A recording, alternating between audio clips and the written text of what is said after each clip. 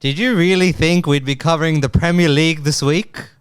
With all the big teams that get me views out. You thought I would... Please, you know me better than that. It's Manchester United versus Liverpool at Old Trafford in an FA Cup special, guys. Stay locked in. Hit the subscribe button. Let's get into it. I'm not nervous. You're nervous. I've said that before. Let's start the conversation with just admitting that we will probably lose this game, all right? But I don't want us to lose this game by pressing like absolute morons, absolute idiots, absolute whatever word you can throw that degrades Ten Hag and this team, all right? This team has an identity crisis, and part of that is the bipolar pressing, all right? I've talked about it before. Two teams, the offensive team going down the other end, and that includes Casemiro, by the way.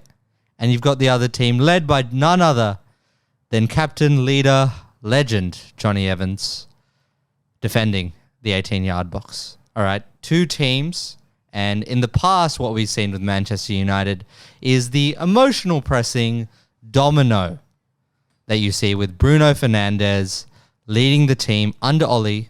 And that team, I guess, sort of tried to press as well, but never really figured out how to do it as a team. And how do you do it as a team? You do whatever Ten Hag's doing, but you also commit a fullback or two into the press, and you have to trust your centre-backs out wide, which clearly, with the personnel that we've got this season, Varane, not comfortable. I've seen Cody Gakpo cook him up. Johnny Evans, on his pension. All right. Not enough guys that can defend the wider positions. Even Lissandro, Harry Maguire, we don't have the personnel for it in terms of defending the channels like Liverpool do. And that's why we are not going to start this game by pressing the goalkeeper, all right? Kelleher is going to play out from the back naturally. They're going to hit it long. There's no need to commit an extra man all the way up there. Just own it, all right? You're 5'7", 5'8". You've got to make peace with that in life. And if you're Manchester United, you've got to admit to yourself now, at this point in the season, you can't press. You've got to sit back like the old man you are. If we, and I am saying we're taking that non-biased approach out of it this week, do have any chance in this game, Casemiro is the player to watch. I don't trust him. You don't trust him. He doesn't trust himself around a kebab shop either. Now, what you've got with him, potentially, if we do sit back, is someone that can maybe win the duels, and we'll get onto the duels and how good Liverpool are shortly. But maybe just we can resurrect the Casemiro that we know and love if he's defending a smaller space, if he's defending tighter corners of that midfield, and he's just getting the ability, I guess, to commit to tackles and have men in and around him. I miss it. I miss it when Casemiro was a dual monster, and it turns out Liverpool have 10... maybe 11 dual monsters on their team. I don't know what Kelleher is like. All right, so Liverpool are press monsters, and it kills me to say this, but everything that a Manchester United team post-Fergie would have liked is sadly in what Jurgen Klopp is about. Keeping it simple, going fast, going forward, focusing on attacking. That is what we're about. Maybe not as naive as Klopp is, Sir Alex, but that, I think, looking back... hindsight is 2020, of course, would have been perfect if it turned out this way for Manchester United, but it's on the red side of Liverpool, and we hate it. Now, they're dual monsters. I've said that probably 4 times now. Do the numbers back it up, because our eyes see it. We see Endo. We see McAllister. We see so many guys now. You've got kids out there, like Kwanzaa, competing, led by Van Dijk, but everyone as a unit is physically capable, and the numbers back it up, all right? First in terms of tackles in the middle third, second only behind Spurs, who have about 20 bodies in the final third in terms of tackles. And then you see the other parts of the game where they're able to match up their qualities with their tendencies. You look at the likes of Van Dijk, we talk about him being a set-piece threat, but that doesn't matter if you're not getting corners and free kicks. And they're top 5 in terms of corners in the league.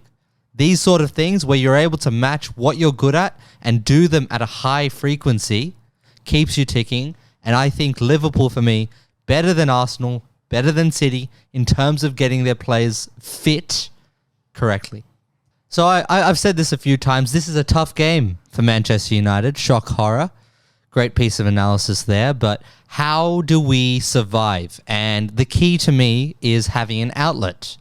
I've been very critical of Hojlund this year because I like to criticize players every now and then for who they want to be. And Hojlund, he wasn't happy with himself most of the season. And this is a criticism of him and Ten Hag that is relevant to this day. I know Hojlund's been scoring up until the injury, but this issue is with his positioning.